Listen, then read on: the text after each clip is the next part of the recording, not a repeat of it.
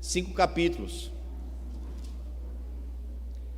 1 Pedro capítulo 5, do versículo 1 ao versículo 4. A palavra do Senhor nos diz o seguinte: Rogo, pois, aos presbíteros que há entre vós, eu, presbítero como eles, e testemunha dos sofrimentos de Cristo, e ainda coparticipante da glória que há de ser revelada, pastoreai o rebanho de Deus que há entre vós, não por constrangimento, mas espontaneamente, como Deus quer, nem por sorte da ganância, mas de boa vontade, nem como dominadores dos que vos foram confiados, antes, tornando-vos modelos do rebanho. Ora, logo que o Supremo Pastor se manifestar, recebereis a inacessível coroa da glória. Amém. Você pode sentar? E como de costume, vai manter a sua Bíblia aberta. Convido você a orar neste momento, buscando assim alcançarmos o favor de Deus, que Ele nos traga o entendimento para a compreensão desse texto sagrado. Senhor, nós queremos, após louvar o Teu nome, após bendizê-lo, após revisarmos, por meio de um texto bíblico, tudo aquilo que o Senhor fez, ou grande parte dos Teus feitos do Antigo Testamento, onde o primeiro mártir da igreja, em seu discurso, antes de ser morto, tratou de mostrar àqueles, ó Deus, aquilo que norteava a sua fé. Nós queremos agora continuarmos, assim como ele acreditava e dependia do Senhor, para ter tudo aquilo aprendido, tudo aquilo guardado no seu coração. Nós também queremos te pedir, Senhor, que esta porção da palavra possa nos falar nesta noite. Que saiamos daqui, ó Pai, crentes de que prestamos ao Senhor um culto de louvor e de adoração. Que não saiamos com o sentimento de que foi bom para nós, mas que saiamos daqui, Senhor, com o sentimento de que viemos e cultuamos ao Senhor como forma de agradecimento por tudo aquilo que o Senhor é, e hoje nós conhecemos e reconhecemos. Fala conosco nesta noite, humildemente nós pedimos, ó Pai, em nome de Cristo Jesus, amém. Irmãos, como bem sabemos, né, a pregação, ela, de forma contínua, o pregador ele não tem essa chance de pular um texto, né? Ele precisa pregar, como é a proposta da pregação contínua, e pregar todo o livro ou toda a epístola, né? E aí eu senti nessa pregação aqui aquilo que o pastor já sentiu por diversas vezes, porque é um texto que vai falar para a liderança daquele povo, né? Um texto que vai falar para os presbíteros de forma especial.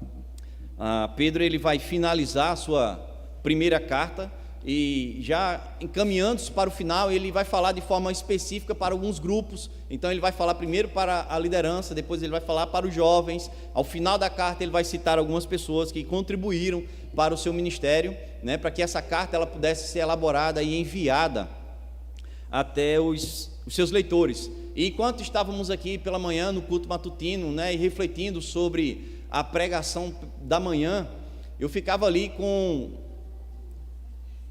o coração alegre, né, e agradecendo ao Senhor, porque o sermão da noite seria o complemento do sermão da manhã.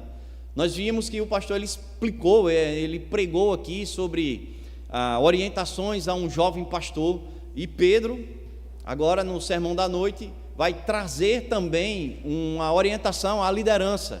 Então, durante todo o dia, nós tivemos contato, né, o Senhor nos falando, o Senhor falando à sua igreja. Falou pela manhã, os textos da liturgia foram sobre um líder, né, Estevão. Então nós nos alegramos, né, porque se fosse para combinar, não teria dado tão certo, mas nós entendemos que isso é estarmos na dependência do Senhor, e o Senhor ele trabalha da forma como quer na sua igreja. Então, irmãos, diante desse pequeno texto, é o menor texto que foi pregado na Epístola de Pedro, né? Mas, de forma particular, o que mais me falou.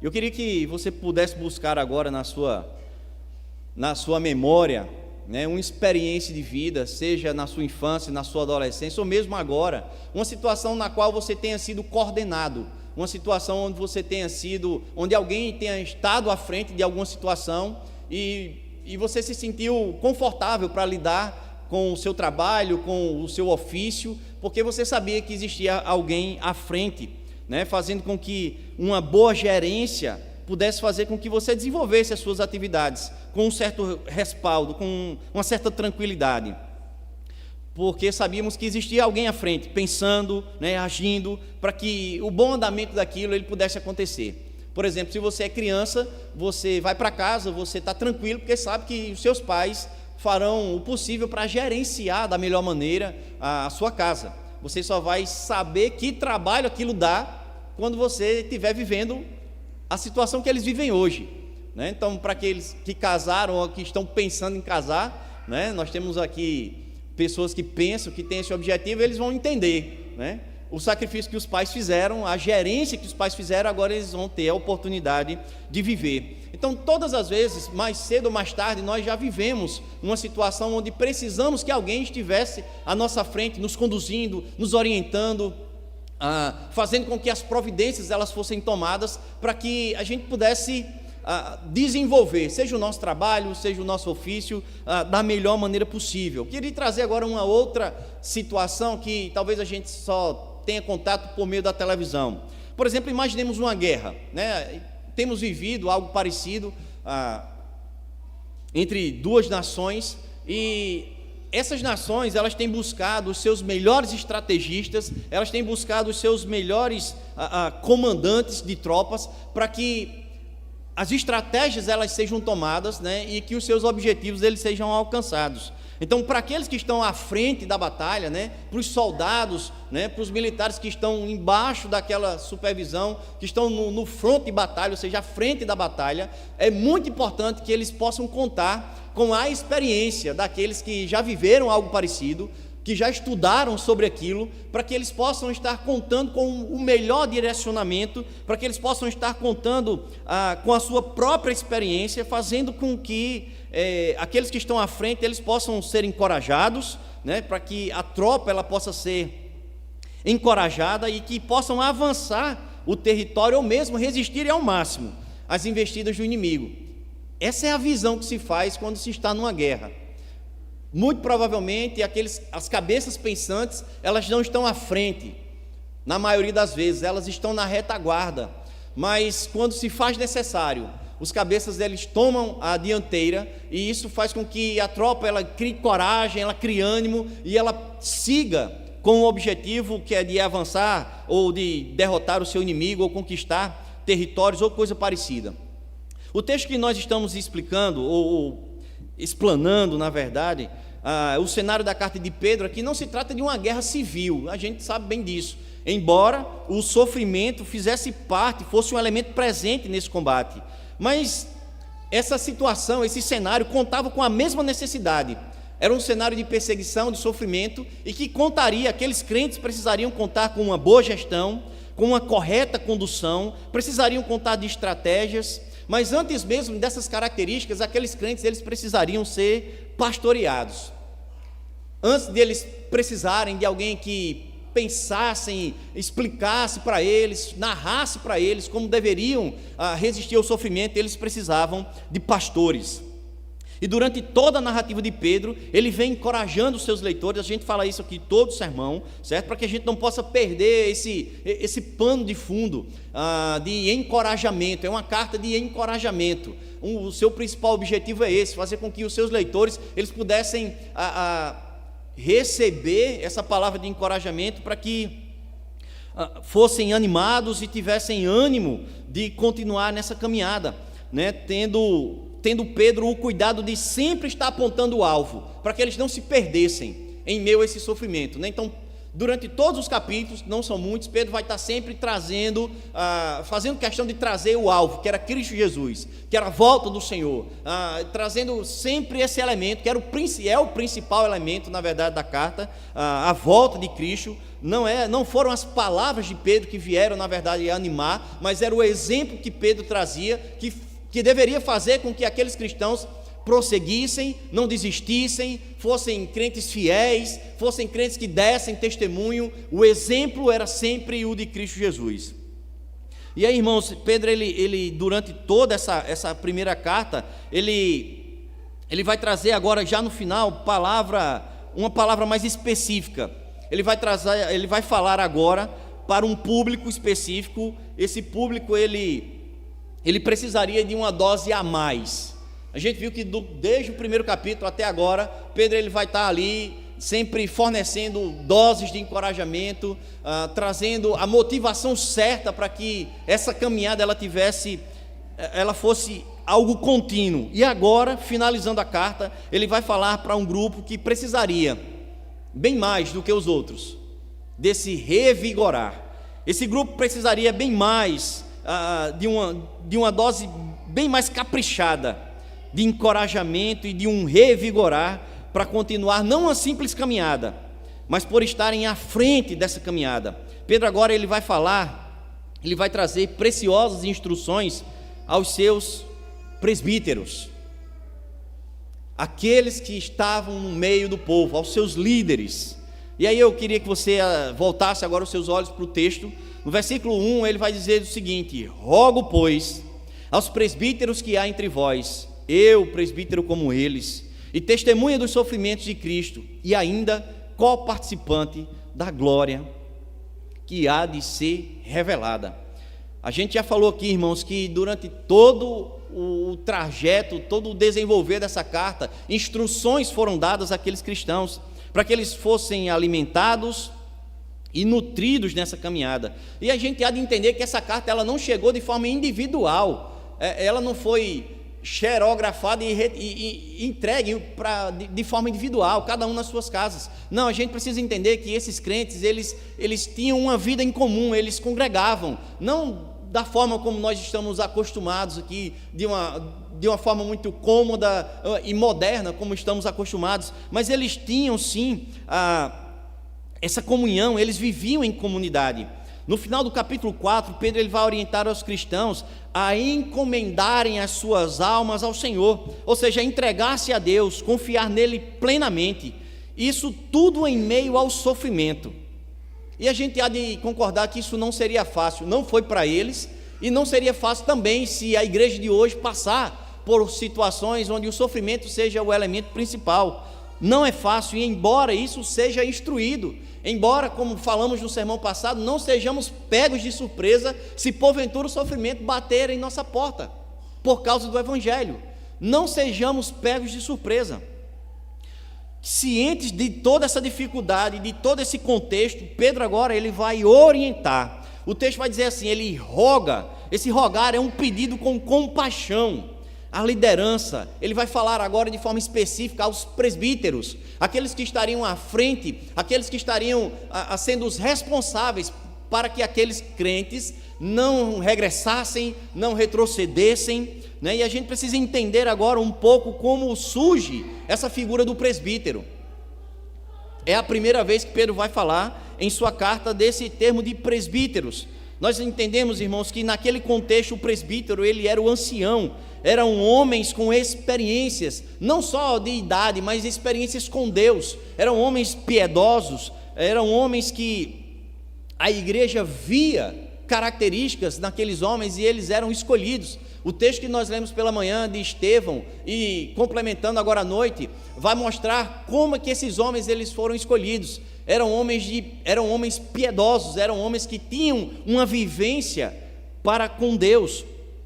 E aí Atos dos Apóstolos vai nos mostrar como surge, na verdade, existia ali um problema comunitário, né, onde não se estava tendo condições de atender a distribuição diária das viúvas. Então os 12 se reúnem e dizem assim, não, escolham entre vocês homens piedosos e que eles cumpram essa tarefa para que a gente possa se dedicar apenas à palavra, né? E aí surgem os diáconos, a liderança da igreja, ela começa a ser formada, ela começa a ser forjada dessa maneira, e aí já em Atos capítulo 11, os presbíteros agora aparecem do lado dos apóstolos.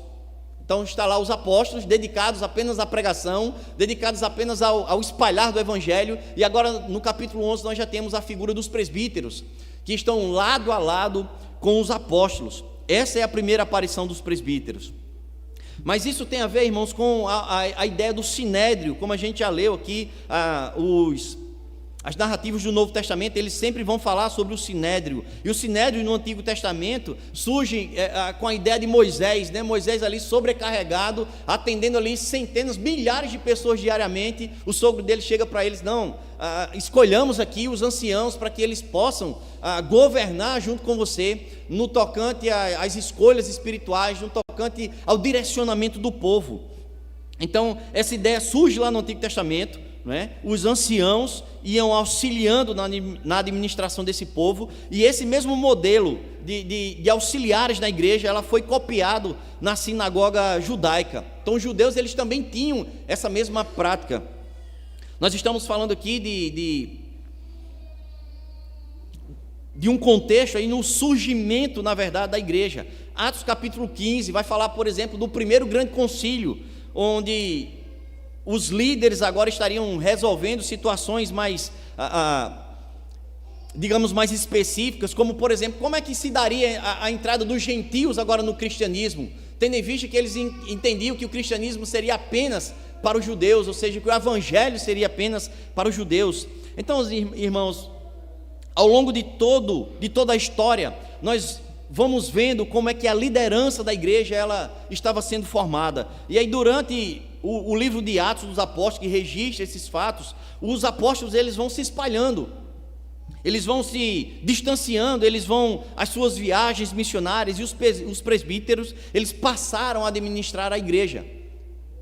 Então existia ali uma presença marcante desses homens chamados de presbíteros. E a gente há de entender também que nessa parte introdutória que presbíteros e pastores, eles não contavam num primeiro momento com uma diferença, eles eram chamados todos eles de presbíteros. Só que diante da necessidade, o crescimento da igreja, alguns deles precisaram se dedicar exclusivamente à pregação do evangelho, à pregação da palavra, ao estudo da palavra, ao ensino da palavra. E Paulo, na verdade, vai dizer que para esses, eles receberiam dobrados honorários, pois eles estariam dedicados somente, exclusivamente à palavra do Senhor, ao ensino, à instrução, à correção, enquanto os outros estariam gerenciando as necessidades do povo no tocante à administração da igreja. Então, ao longo do tempo, eles vão ser diferenciados, certo? Como todos eles são presbíteros, mas alguns receberam o nome de pastores, esses que se afadigavam, esses que se esmeravam no estudo e no ensino da palavra. E hoje nós conhecemos e entendemos que existem os presbíteros regentes, que são aqueles que administram a igreja, e existem os presbíteros docentes. No nosso caso aqui, no esfera menor, nós temos aqui no conselho, né, 2 pastores, 2 presbíteros, no caso deles presbíteros docentes, que são responsáveis pelo ensino, e os outros presbíteros, os presbíteros regentes. E é interessante, irmãos, como Pedro, ele vai se apresentar a essa liderança. Vale a pena olharmos mais uma vez ao texto. Ele vai se apresentar aqui de 3 maneiras. Primeiro, eu, presbítero como eles. Ou seja, Pedro se coloca aqui em um patamar de igualdade. Essa carta ele fala para a liderança, ele diz: olha, eu sei o que vocês estão passando, eu sei o que é gerenciar a igreja, eu sei o que é estar à frente desse rebanho, muito mais numa situação dessa como vocês estão vivendo, de perseguição e de sofrimento, né? Ele se coloca como presbítero iguais a eles. Nós há de entendermos que o presbiterato era a base da liderança da igreja. E Pedro reconhecia essa situação, ele se colocava como igual. Irmãos, esse texto coloca por terra, na verdade, o argumento dos romanos, quando eles dizem que Pedro é o pai da igreja. quando na verdade ele mesmo se coloca num patamar de igualdade com os outros líderes. Eu, presbítero, como eles. Ele continua a sua apresentação e agora ele fala sobre testemunha do sofrimento de Cristo. Nesse exato momento ele fala agora como um apóstolo. E aí a gente há de entender o que é que caracterizava um apóstolo, né? Aquele grupo de homens que testemunharam o sofrimento, que andaram com Jesus Cristo, né? Que alguns presenciaram, na verdade, a ressurreição. E Cristo, Pedro, melhor dizendo, ele tinha a autoridade para falar sobre sofrimento, porque ele acompanhou grande parte do sofrimento do seu Senhor Jesus Cristo. Então ele se apresenta, eu, presbítero, como eles, testemunha do sofrimento de Cristo e coparticipante da glória a ser revelada. Pedro, ele revela que estará participando junto com aquela liderança, junto com os presbíteros, da revelação da glória do Senhor. Então ele ganha o seu público, ele ganha essa liderança no seu discurso de humildade, mas de autoridade. Ele traz no seu discurso a humildade, pois se coloca em pé de igualdade, mas não esquece de ressaltar a autoridade que ele tinha para falar aquele povo, para falar aqueles crentes. Não bastava apenas, irmãos, instruir como que se fosse uma cobrança, tomem conta da igreja, oriente, pastoreie. Não, ele traz essa orientação, mas norteada, na verdade, e recheada de experiência própria. Ele sabia o que estaria agora pedindo aos seus líderes. Ao longo de toda a carta ele fala com propriedade, tanto de quem conhecia o sofrimento, como de quem já era um líder. Ele já exercia a sua liderança. Ele contava, irmãos, com experiência. É por isso que os presbíteros, eles eram escolhidos, eram homens de experiência. Não somente experiência em termos de idade, não somente homens velhos, mas homens maduros, homens que tivessem experiência com o Senhor. Ele se apresenta no versículo 1 e agora ele vai para o versículo 2, trazendo uma recomendação. Ele vai dizer: pastoreai o rebanho de Deus que há entre vós, não por constrangimento, mas espontaneamente, como Deus quer, nem por sorte da ganância, mas de boa vontade. Tenhamos atenção, irmãos, para aquilo que ele vem falar. Ele vai falar aqui nessa primeira exortação. Essa primeira exortação é de que o rebanho a ser pastoreado não era dos presbíteros. O que ele está falando aqui é: vocês estão pastoreando um rebanho que não é seu, vocês estão pastoreando ovelhas que não são suas, vocês estão pastoreando ovelhas de Deus. Era isso que aumentava ainda mais a responsabilidade sobre os ombros daqueles homens. Pedro faz questão de trazer-lhes à memória, caso alguém estivesse pensando contrário. Ele diz: irmãos, pastorei, mas as ovelhas não são suas, as ovelhas são do Senhor, o rebanho é de Deus, está entre vós, mas o rebanho é de Deus. Nós percebemos nas instruções de Pedro a preocupação de que os presbíteros nunca perdessem o foco, de que jamais se esquecessem da preciosidade das ovelhas a serem pastoreadas, o rebanho do Senhor. Irmãos, recai sobre as costas da liderança esse peso. É algo que não pode ser esquecido, é algo que precisa ser lembrado diariamente. Constantemente nós somos pegos pela gola da camisa.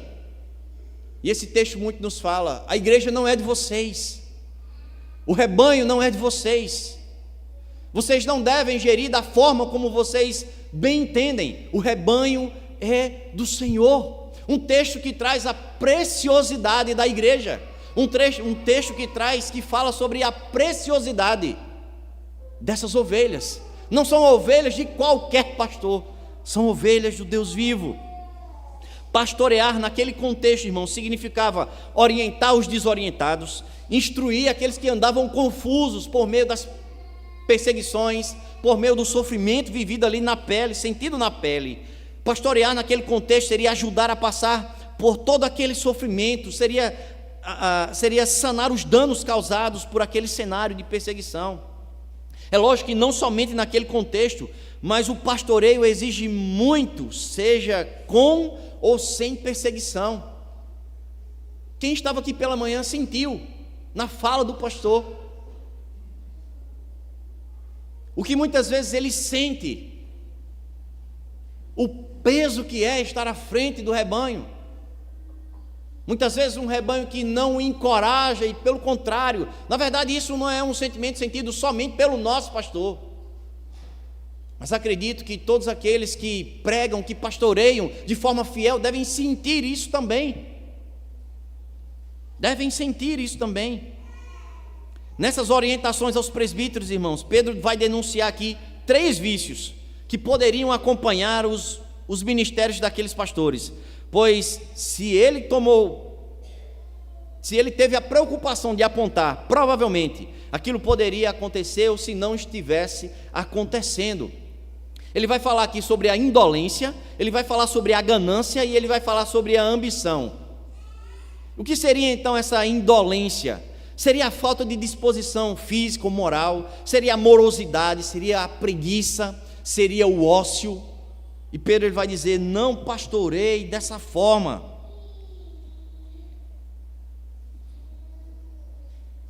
Pastorei o rebanho de Deus que há entre vós, não por constrangimento. Ou seja, não seja forçado a estar à frente do rebanho. A liderança, ela deveria e continua sendo espontânea.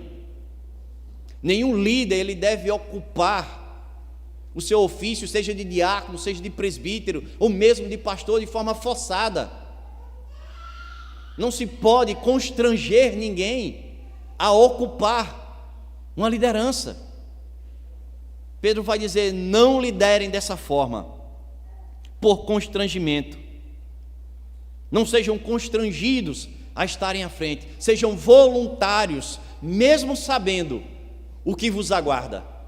Sejam voluntários mesmo sabendo o que vos aguarda. Nós somos de uma geração, irmãos, onde líderes aqui, eles foram escolhidos há anos atrás, muitos anos atrás. Foram escolhidos na pressão. Foram escolhidos como se fosse numa torcida. Que triste engano, irmãos. O que a ignorância pode fazer com a igreja? A escolha de líderes. Os líderes precisam ser voluntários. Eles não podem ser movidos por ganância.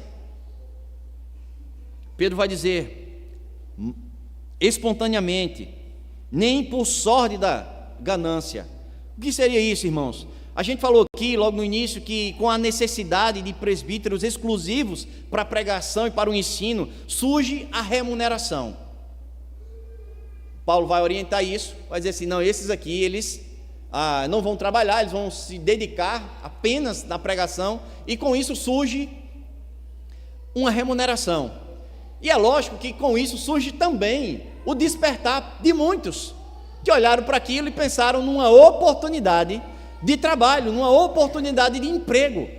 Nossa, eu sei falar, eu sei pregar, eu vou ganhar por isso. Irmãos, esse é um pensamento que ocupa a mente de muitos candidatos que procuram adentrar no ministério pastoral. A motivação, uma ambição, nos dias de hoje, não era típico somente daquilo ali. E muitos veem, irmãos, no pastoreio, a forma de mudar de vida, a maneira de sustentar sua família, um trabalho, e aqueles que enxergam o ministério como profissão e não uma vocação, terão muita dificuldade em se manterem nesse árduo trabalho, pois a motivação dos seus corações foi errada desde o princípio. Se você tiver uma curiosidade de ler o boletim que foi divulgado hoje pela manhã, o pastor colocou lá, vai falar sobre isso. O boletim vai falar sobre isso, daqueles que são chamados ao ministério. Talvez nenhum de nós aqui, ou pouquíssimos, tenhamos tido a oportunidade de ir a um seminário. Lá você vai ver diversos alunos, né, Nós não sabemos, nós não sondamos os corações deles, mas eu tenho certeza, irmãos, que muitos vão para lá tendo apenas no seu coração o desejo de concluírem aqueles anos ali e saírem para um pastorado, assumirem uma igreja e terem apenas a remuneração, não se preocuparem com as vidas que eles estarão, com as ovelhas que eles estarão pastoreando. Muitos não se dão conta que estarão pastoreando ovelhas do rebanho de Deus. E aqueles, irmãos, que vão para o pastorado com apenas esse objetivo, de serem remunerados por isso, esses não durarão. Ou se durarem, eles serão pastores frustrados. E acima de tudo, serão cobrados por essa motivação dos seus corações. Outra coisa, Pedro vai dizer: não sejam ambiciosos por poder. Não sejam ambiciosos. E aí já vai para o verso de número 3. E aí, irmãos, para aqueles que são líderes, a reflexão que precisa ser feita é: o que motivou o nosso coração, irmãos, a estarmos à frente da igreja? A igreja presbiteriana, ela não remunera os seus presbíteros, regentes, apenas os docentes, apenas os pastores. Mas, por exemplo, se tivéssemos a oportunidade de ter aqui diversos candidatos ao sagrado ministério e pudéssemos perguntar: irmãos, é por vocação ou é por profissão?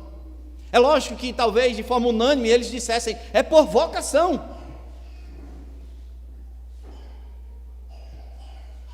Que o Senhor, irmãos, tenha misericórdia daqueles corações que são motivados não pelos motivos certos, mas por motivos pessoais.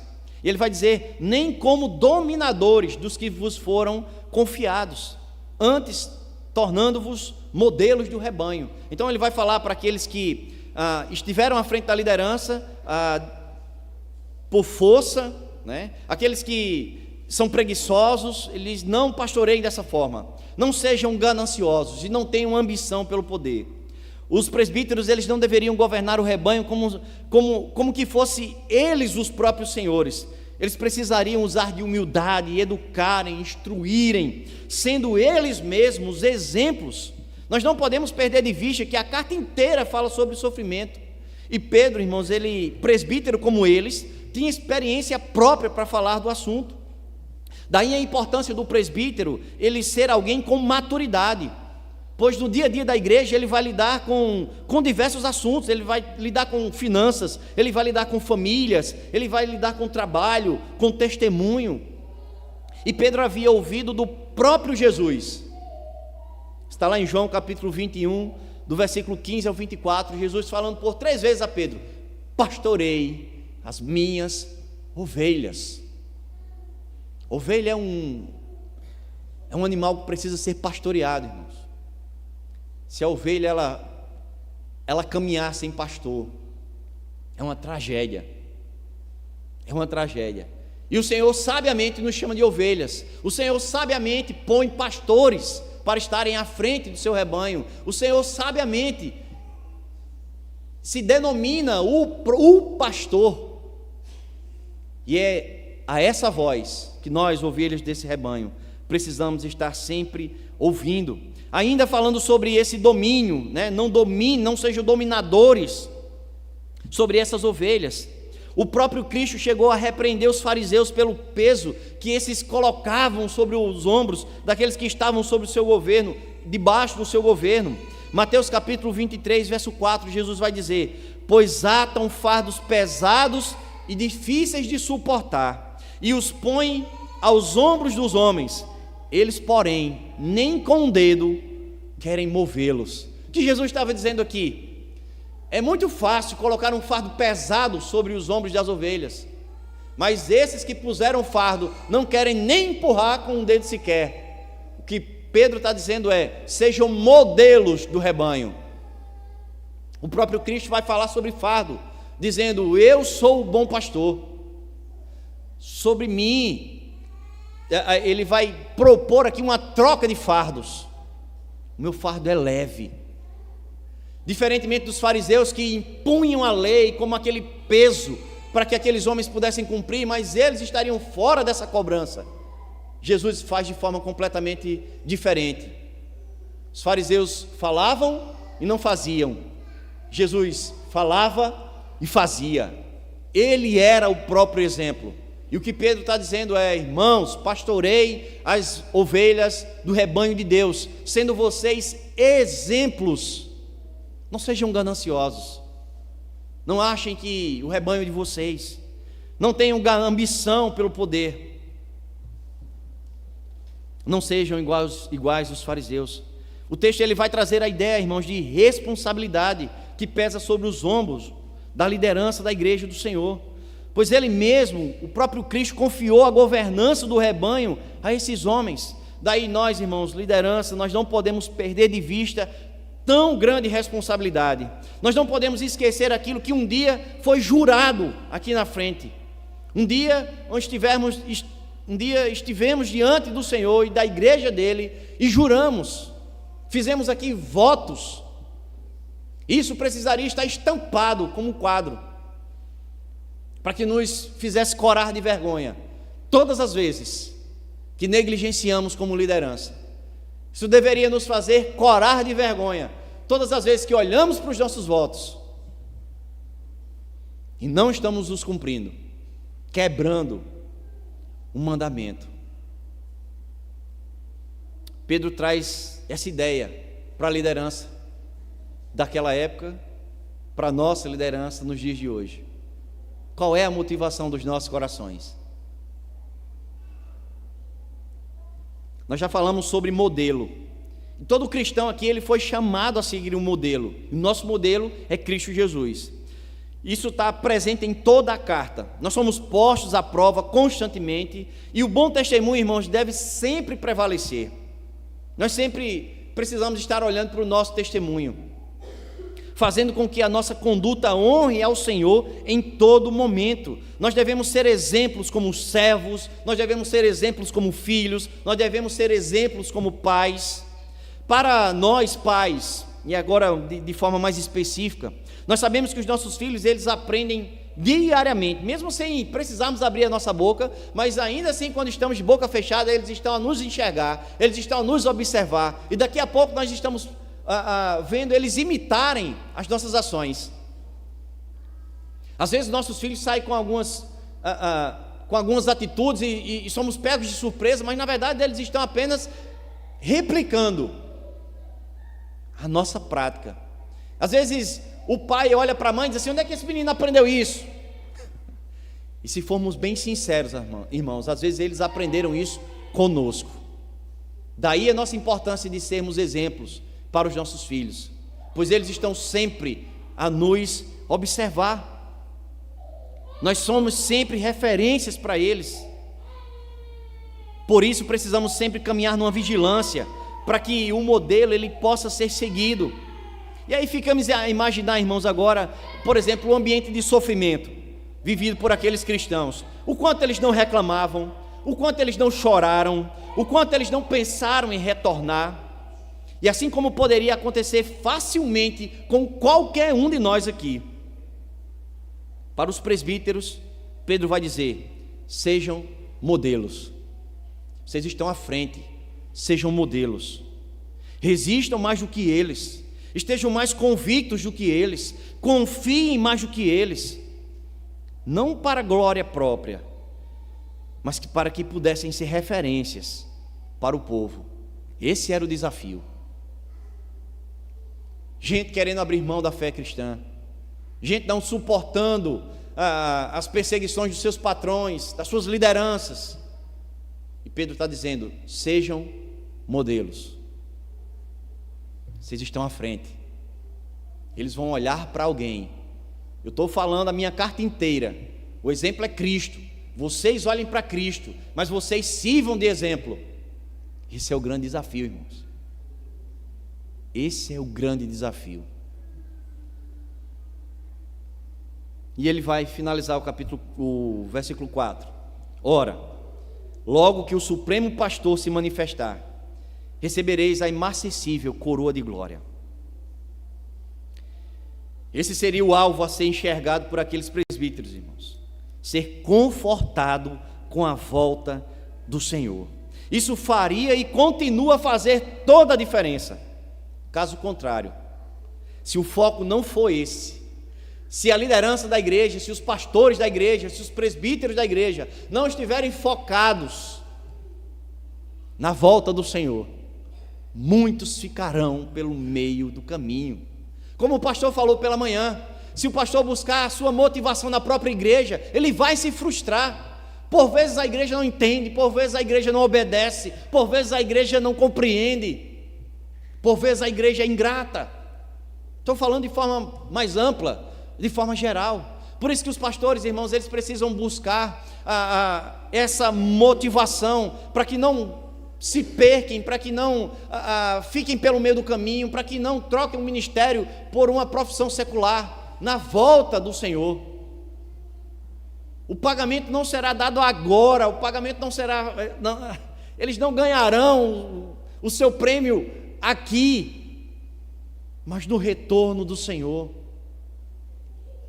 Logo que o Supremo Pastor se manifestar, vocês vão receber uma coroa, mas não qualquer coroa.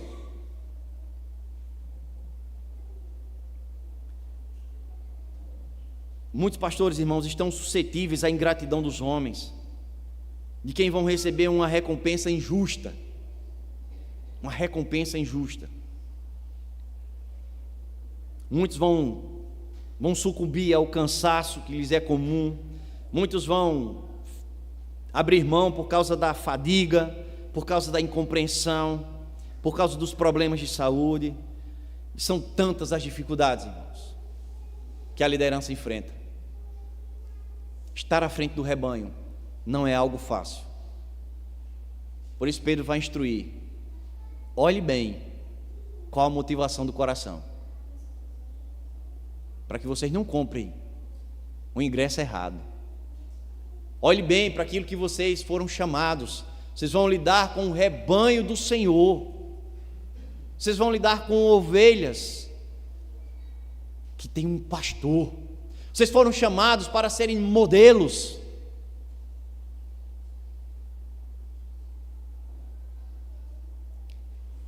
É preciso observar aqui, irmãos, que ele denomina Cristo como o Supremo Pastor, pois devemos governar a igreja sobre a sua vontade e sob o poder do seu nome. A palavra supremo aqui traz a ideia de ser ele o principal, sob o cujo poder todos os demais devem se submeter, visto que quem não governa debaixo dessa sua vontade, debaixo do seu comando, não o representa. Uma liderança que não se submete à vontade e à palavra de Deus não é um representante desse pastor. Não deveria estar à frente do rebanho. Esse será cobrado com maior rigor. Pedro, ele vai finalizar o seu argumento, irmãos, falando de uma recompensa. Ele vai falar aqui de uma coroa que será dada aos pastores desse rebanho. Uma coroa que não murcha, essa palavra imacessível, que não perde o seu frescor. Ele se remete aqui, na verdade, àquela coroa de louro que era presenteada aos atletas nos finais de suas competições. Eles eram coroados ao final de suas provas, levavam aquela coroa para casa, levavam o seu prêmio para casa, mas em pouco tempo aquela coroa ia murchar, em pouco tempo aquela coroa iria perder o seu vigor, o seu frescor. O que Pedro está dizendo aqui é: a coroa que vocês vão receber não será temporária. A coroa que vocês vão receber, ela não vai murchar. A coroa que vocês vão receber será entregue pelo próprio pastor do rebanho. Seria uma coroa permanente. É para isso que a liderança precisa olhar, irmãos. É para isso. É esse norte que a liderança precisa buscar esse motivo para continuar no pastoreio. Uma coroa que não murcha. Irmãos, é um texto bem pequeno, eu concordo, mas de tamanha profundidade, quando se fala sobre a responsabilidade dos líderes para com a noiva do Cordeiro. Como eu já disse, foi o menor texto pregado nessa epístola, apenas 4 versículos. Mas sentir na pele, irmãos, o que muitas vezes o pastor sente, que é pregar sobre o seu próprio ministério, pregar sobre o seu ofício, não é fácil. Primeiro nós refletimos sobre a nossa própria atuação. Primeiro nós refletimos sobre como temos agido. Nós refletimos sobre aquilo que temos feito, mas principalmente sobre aquilo que temos deixado de fazer. Se o exemplo tem sido dado, se o contato com o povo tem acontecido, se os motivos iniciais lá do começo do ministério continuam sendo os mesmos, se o coração continua a arder pelas almas, ou se a frieza já ocupa esses corações. Não é fácil. Ser posto à prova pela própria palavra de Deus é algo angustiante num primeiro momento. Quando nós temos os nossos pecados expostos, nossas limitações desvendadas, quando nossas intenções elas são frustradas pela palavra do Senhor. Quando isso nos ocorre, irmãos, e ficamos como que engasgados. Isso não acontece só com a liderança. Estou falando de forma específica nesse sermão. Mas quantos não foram os domingos que saímos daqui com esse sentimento? De que como se o Senhor tivesse nos pego pela garganta, nos mostrado e revelado as nossas falhas, nos mostrado e revelado o quanto temos andado de forma errante, e saímos daqui muitas vezes com um entalo na garganta. E quando isso nos ocorrer, irmãos, e ficarmos como que esse sentimento, nós precisamos rogar ao Senhor que nos dê o discernimento para entendermos, e com isso nos alegrarmos, pois é o Senhor corrigindo-nos. E a Escritura vai dizer que Ele corrige a quem Ele ama. Quando estivermos aqui sendo chacoalhados pelo Senhor, talvez no primeiro momento venha o sentimento de engasgo, talvez a boca seque. Quantos não foram os sermões que os nossos olhos nem piscavam? Quando o pastor batia nesse púlpito, a gente segurava aqui na cadeira de forma discreta, e a gente nem os olhos piscavam. Quantos domingos isso não já aconteceu conosco? E a gente sai por aquela porta, achando que o pastor está falando da nossa vida, achando que o pastor está usando o nosso exemplo, mas na verdade, não nos damos conta de que é o Senhor a querer tratar os nossos pecados. E quando isso acontecer, irmão, só nos resta rogarmos a graça e o discernimento, pedirmos ao Senhor o discernimento, ou seja, o entendimento, e dizer: Senhor, muito obrigado, o Senhor está me corrigindo, e o Senhor só corrige a quem ama.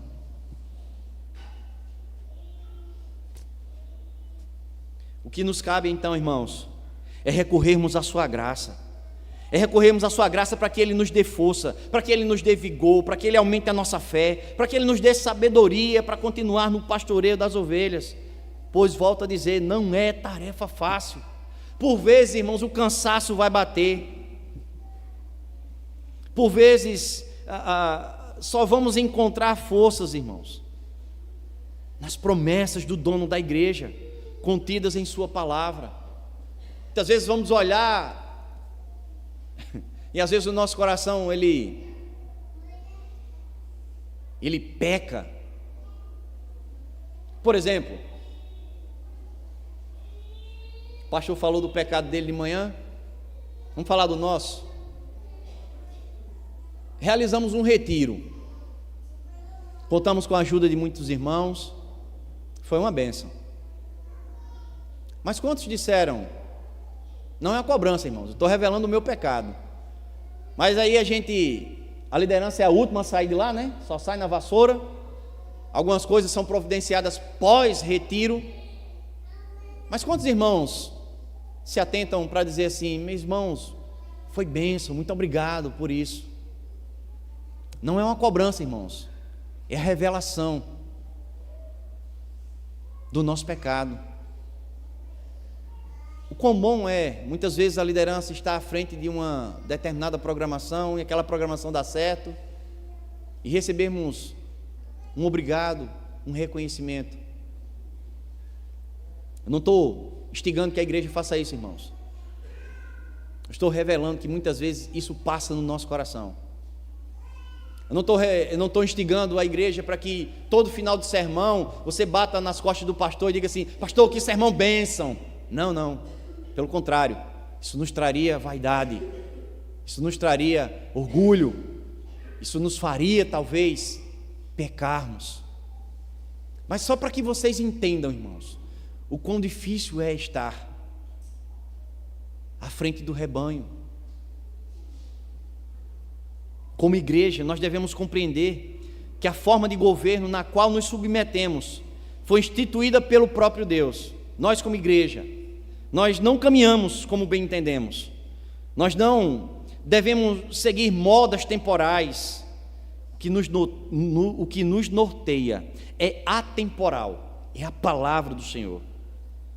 A igreja presbiteriana, ela segue uma doutrina não baseada em ideais humanos, mas toda ela é direcionada pelas Escrituras, sendo o nosso sistema de governo espelhado no que ela nos revela. E para nós, igreja, nos resta obedecermos. Quando nós fomos recebidos aqui como membros, nós também juramos sermos fiéis a essas autoridades, até que elas sejam fiéis às Escrituras. Hebreus capítulo 13, verso 17 vai dizer: obedecei aos vossos guias e sede submissos para com eles, pois velam por vossa alma, como quem deve prestar contas, para que façam isso com alegria e não gemendo, porque isso não aproveita a vós outros.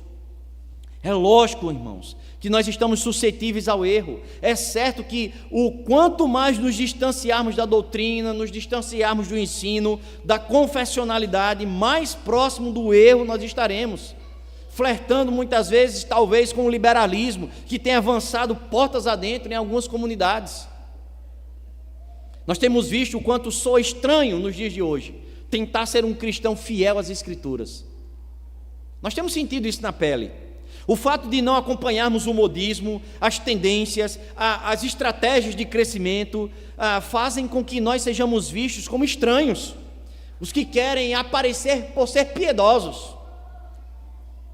Irmãos, são tantos os argumentos, mas são tão fracos também, que não se sustentam quando são testados com um pouco apenas de Bíblia. Nós precisamos guardar, como orienta Hebreus capítulo 10, verso 23, guardemos firme a confissão da esperança, sem vacilar, pois quem fez a promessa é fiel. Por que que muitas igrejas, irmãos, em nome de um crescimento numérico, negociam verdades? Por que que muitas igrejas, em nome de um crescimento numérico, negociam a confessionalidade? Por que soa estranho nos dias de hoje buscar ser uma igreja fiel? Pedro vai orientar os presbíteros a olharem para frente, a terem em vista a volta do Senhor, não buscando encontrar a receita para o crescimento da igreja, como uma nova fórmula, mas olharem para Cristo, de onde flui toda a fonte de esperança, tanto para aqueles que estavam vivendo o sofrimento, como para aqueles que ainda iriam viver. É assim também para os nossos dias. O que nos motiva, irmãos, o que nos faz enxergar, o que nos faz ter a nossa mente focada no alvo, não só a liderança, mas a igreja toda precisa. Não só a liderança precisa cantar o hino Castelo Forte, como nós encerramos no sermão passado, como uma verdade a ser vivida, mas a igreja toda precisa viver isso. É lógico que a liderança, ela precisa ser o modelo, ela precisa ser o exemplo, como orientou Pedro, mas a igreja também precisa caminhar na mesma direção. E por fim, irmãos, poder contar com o prêmio da corrida É o desejo de todo atleta. Se você é atleta, independente de que esporte você pratique, você sabe que se for uma competição, existe ali um pódio. E é o desejo de todo atleta subir a um pódio. Isso é o prêmio para um esforço que foi demandado ao longo de toda uma trajetória. E é muito bom subir a um pódio. Nós sabemos disso. Encerrar toda a trajetória de esforço, de suor, de quedas, de tropeços, cruzar a linha de chegada e ser premiado, receber a medalha, aqui no caso, receber a coroa. Não como uma corrida de rua, mas como um outro tipo de corrida. É o que deve mover o coração do pastor, irmãos. É receber uma coroa não temporal, mas uma coroa inacessível. Para a liderança que tem caminhado, que tem corrido, que muitas vezes tem suado, tem caído, a motivação é essa: o prêmio virá do Senhor. O Senhor não promete aos seus líderes: vocês estiverem à frente do meu rebanho, eu irei presenteá-los. Se vocês estiverem à frente do meu rebanho, eu irei fazê-los prosperar, eu irei fazê-los alcançar outras cifras bancárias. Não, o prêmio que o Senhor garante é na sua volta. Enquanto isso não acontecer, cabe à liderança olhar para essa coroa que ainda irá chegar, mas sem esquecer do privilégio que é estar à frente desse rebanho, apegar-se à promessa de que o Senhor o chamará pelo nome, e mesmo tendo que prestar contas de tudo aquilo que fizemos ou deixamos de fazer ao rebanho do Senhor, mas buscando sempre, diariamente, ser-lhes fiel em tudo aquilo que fizermos, em todo o tempo, compreender que as suas falhas, as suas imperfeições, os seus erros, tudo isso será compensado. Enquanto o prêmio ele não for alcançado, enquanto ainda estivermos correndo, Pedro vai dizer no capítulo 4, verso 19: encomendem suas almas ao Senhor.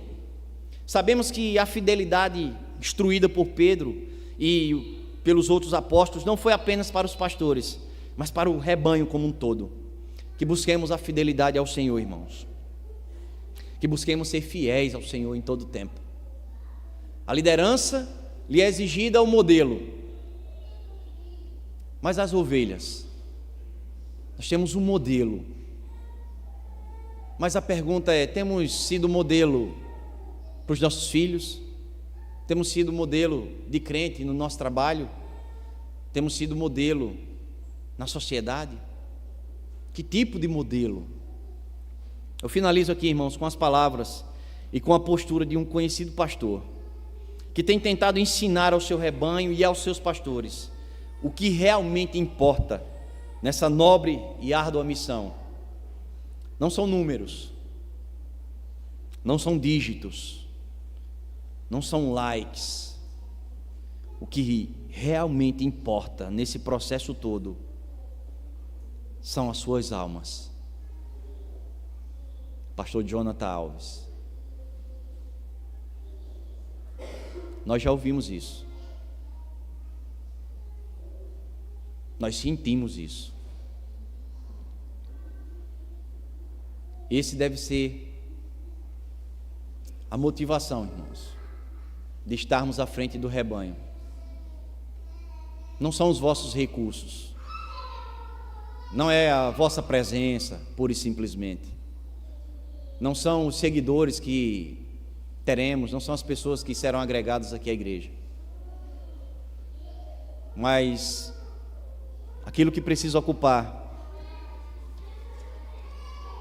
os nossos corações e nos preocuparmos são os vossos corações, são as vossas almas, pois são delas que daremos conta.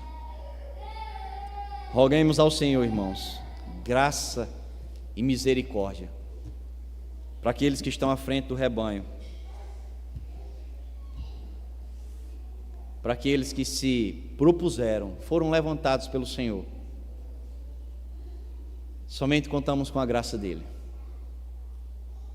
Que o Senhor aplique essa palavra ao coração da igreja, assim como o pastor orientou. Era uma palavra pastoral pela manhã, específica para o pastor, mas a igreja ela teve sua responsabilidade. Assim também foi agora à noite, uma palavra específica para a liderança, para os líderes, para os presbíteros, para os pastores.